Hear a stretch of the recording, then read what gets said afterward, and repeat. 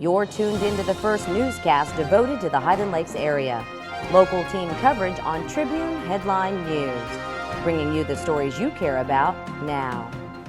Hey everyone, I'm Connie Swinney. This is Tribune Headline News. Thanks so much for watching us.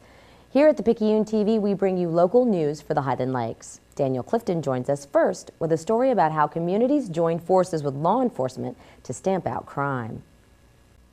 The National Night Out came to the Highland Lakes October 4th with many local agencies and departments participating. The Marble Falls Fire Rescue set up their apparatus in Westside Park in Marble Falls for the public to get a close look. There were plenty of fun things for children and families to enjoy while also getting to know their police, fire, and EMS. Residents even got a peek at the Marble Falls Police Emergency Services Mobile Command Unit that features state-of-the-art communications. Even Burnet County Sheriff W.T. Smith made the rounds at the various events thanks to a helicopter ride. There was plenty of fun and excitement as communities came together to get to know each other and their public servants. Officials say it's a big step to reducing crime and making our communities safer. That was Daniel Clifton reporting. When we come back, we'll have a look at your weather forecast. And here's a look at what's coming up in sports. The nation's #1 volleyball team was in Max Copeland Gym to take on the Lady Mustangs. We're going to tell you how Marble Falls did against Lake Travis coming up in sports. We are established. We are qualified. We are certified. We are knowledgeable. We are dependable.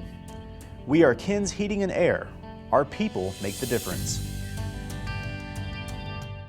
#1 ranked team in the country made a stop in Max Copeland Gym on Tuesday to take on the Marble Falls High School volleyball team. Lake Travis showed why they're ranked #1, sweeping the Lady Mustangs 25-11, 25-13, 25-12. Afterwards, we had a chance to talk to Lady Mustangs head coach Julie Downs. Well, overall we scored more points. If I look at the stats, our stats are probably much better than they were in the previous game. So we made some changes, and those changes didn't quite work out all the way completely as to what we wanted to do. But I feel like overall, in comparison to the first game, we have improved. So that's good. We didn't lay down. Marble Falls will take on Pflugerville-Conley in non-district action on Friday. The sub-varsities will start at 5:30, while the varsity will take the court at 6:30. Of course, this is also the Fight Like a Girl, Fight for a Cure breast cancer rally that the Lady Mustangs are hosting. And since there's no football game, they're hoping that the majority of Mustang fans will be in Max Copeland Gym. That's it for sports. I'm Jennifer Fierro. Connie, back to you. We're back. Thanks for staying with us. Time to turn our eyes to the skies with a ThePicayuneTV weather forecast. Gusty winds and possible thunderstorms are likely. First, let's take a look at Thursday. Expect cloudy skies, then gradually becoming mostly sunny with a high near 87. Those winds out of the southeast with gusts as high as 25 miles per hour on Thursday night. Look for mostly cloudy skies with a low around 71, more gusty winds.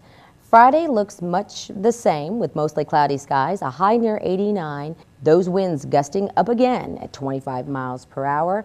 It looks like the same for Friday night as well with a low around 71.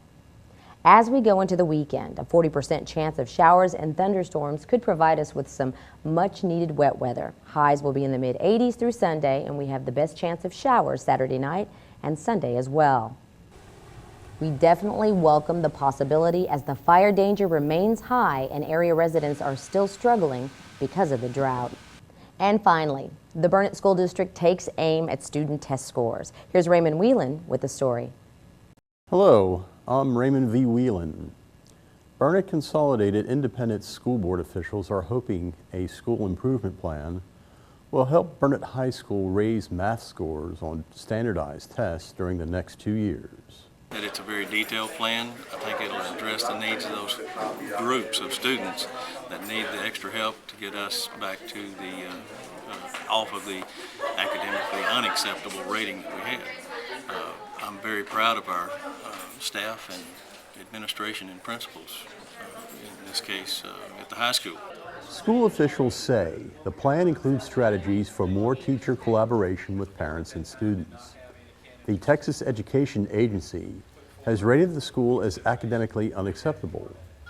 During the recent exam cycle, less than 70% of economically disadvantaged and Hispanic students passed the math portion of the Texas Assessment of Knowledge and Skills. For ThePicayuneTV, I'm Raymond V. Whelan. Those were your headlines. We'll keep bringing you the top headlines in our Tribune news breaks in coming days, featuring news stories from Daniel Clifton, Raymond Whelan, and myself. You can also find our stories in the Sunday Tribune. Stay tuned. The Scouting Report is coming up next. Hear what experts have to say about the Marble Falls Mustangs. It's a bye week, but there are highlights from last week's game there too. Thanks for tuning us in. For the Picayune TV, I'm Connie Swinney.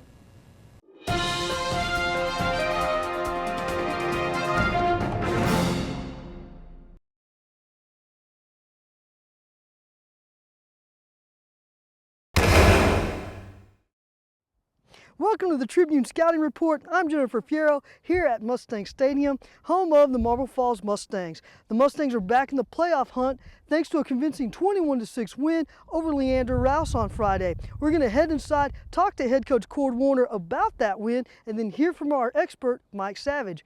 Yes, the Mustangs are on a bye, but that doesn't mean we are, so we look forward to seeing you right after this. Spring and summer in Texas call for outdoor grilling with friends and family. At Bill Smith Butane, we take care of your fuel needs. Refill your propane bottles at one of our convenient locations and save big money on regular exchange prices. Bill Smith Butane. Welcome back. We want to thank you for joining us wherever and however you're able to. With me now is the head football coach of the Marble Falls Mustangs, Cord Warner, who guided the team to a 21-6 win over Leander Rouse on Friday, which means the Mustangs are now 1-1 in District 25 4A. And that also means they're back in the hunt for a playoff spot. Coach, just summarize that game for us. Give me some of the thoughts that you had following that win, especially now that you've been able to go back and look at the film. Oh, wow. You know, it's one of those deals where it just amounted to the kids battling. We made a lot of mistakes, and we had to throw a lot of people in some spots that they're not used to being in, and the kids just battled and wanted to win bad enough, and they got it done. Now, of course, with this win, I think you used, what, 4 different quarterbacks? That's probably about right. Taylor Cobble went from fullback to quarterback, threw the big 64-yard touchdown there to Ryan Garcia to start the game there in the second quarter. Let me ask you this. This is my 7th football season here at Marble Falls. I believe this is your 8th. Is that right? Mm-hmm. Have you ever seen a season where you've had this many injuries, and maybe this many injuries to key players? I'm not sure in the 8 years you've been at Marble Falls. Well, you know, it's funny because we started out very smooth. We went 6 weeks without so much as a hangnail. And then just all of a sudden, the week we hit Burnet, we had a couple of ACLs, and we've lost a shoulder or two. We've had some kids have to miss for various other reasons, and then the other night when Cobble, you know, was injured for a while. So, I mean, I do remember one year where we got decimated pretty good, but the bottom line is you know, I don't know how many of these guys are going to come back. Hopefully we will get, you know, Taylor back. The rest of those guys that we're talking about are done with their positions for the year, and we've had kids step up and do a good job, and then we're planning on more stepping up and filling in. And you have the bye week this week. What are you and the boys and the coaches doing?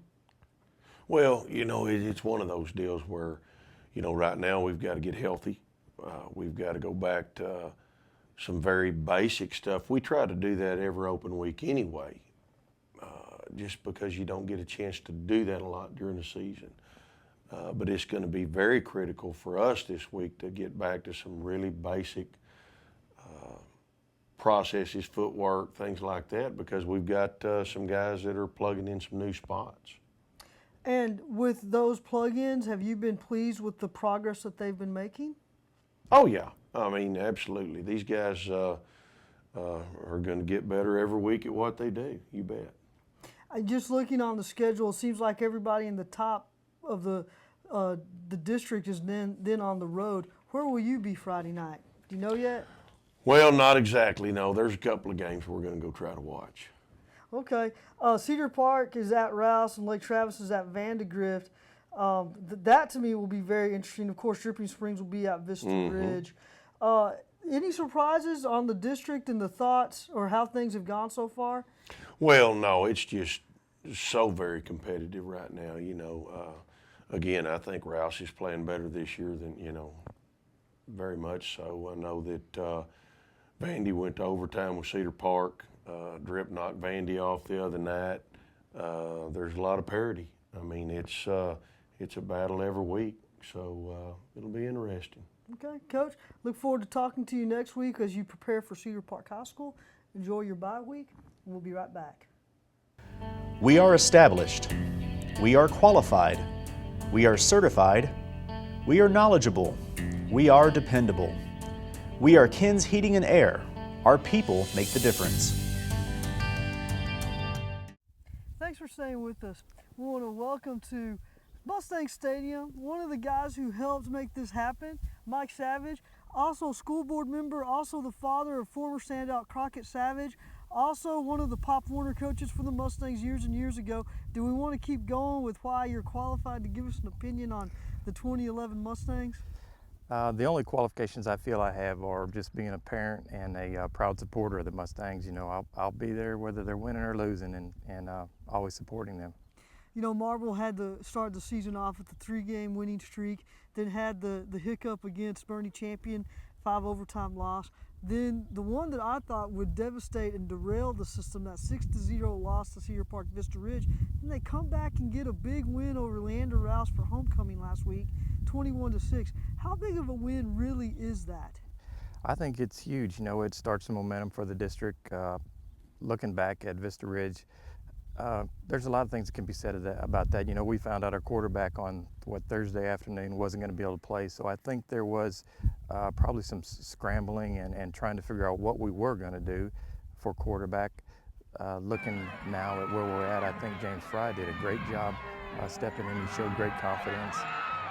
I think he really stepped up and shows that he can run the system. So with James, you know, because he did have the 1-yard touchdown run.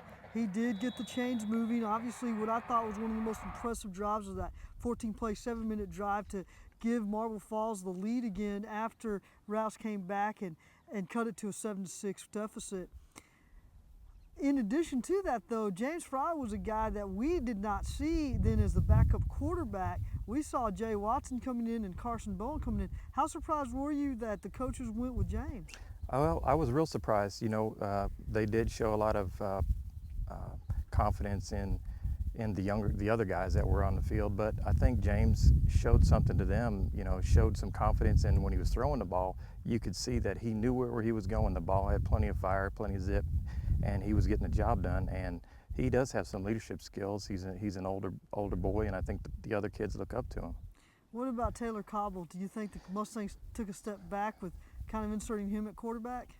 No, you know, you can always look back and say we maybe shouldn't have done that, but you know, it is what it is. It's they're trying to find the person, you know, and now maybe we're there. You know, we had to do something. Okay, all right. Going into the bye, Marble Falls has been decimated, and maybe decimated is too strong of a word. They've had some injuries. They've had to shuffle some kids around and move some players around. Is this a good time for a bye? I think it's a great time for a bye. I was so excited when my wife told me, you know, this week we're off. I said, you know, it couldn't come at a better time. Our kids need a break. They're a little bit beat up, and we're going to see what happens with Taylor Cobble. I don't know how bad he is hurt or if he's going to be able to come back, but it couldn't have happened at a better time. Okay. Mr. Savage, we appreciate the time. Thanks for the insight. Look forward to hearing from you again. Yes, ma'am. We'll be right back.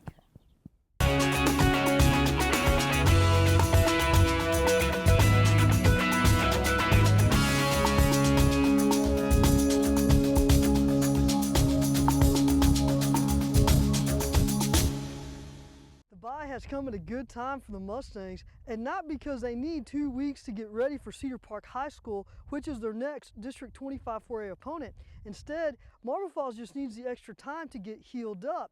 Aside from that fact, look for the Mustangs to continue to fine-tune some more packages for all 4 of their quarterbacks and trying to continue to put the best player in the right spot given the situation. But no matter what happens, make sure to come back next week when we sit down with Cord Warner and ask him about those pesky Timberwolves. Until then, I'm Jennifer Fierro. We look forward to seeing you next week.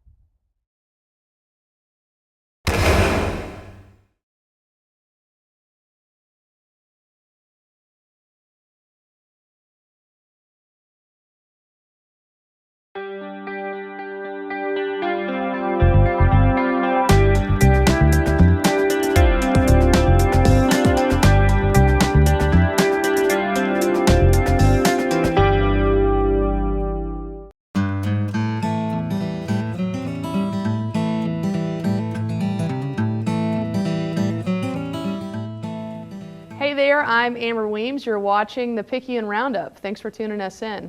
In this week's episode, we tell you about a group of people who need your help to turn the Marble Falls area into a litter-free zone. And how about a two-step tour with an author who has insight about historic dance halls? Those features in a moment. But first, for the 5th year in a row, Sculpture on Main will be showcasing the work of dozens of talented artists in downtown Marble Falls. As you make your way down Main Street, you'll start to notice a few new sculptures popping up here and there. The outdoor exhibition is an international collection of large-scale pieces with diverse themes and mediums. This year, 3 of the sculptures will be incorporating light. The official unveiling of the new crop of works is from 9 a.m. to 11 p.m. Saturday, October 15th in the Old Oak Square. Along with the sculpture project, organizers will host a chalkathon and art demonstrations along Main. Live music is scheduled at Uptown Marble Falls as well. You can go to the website for registration and performance times.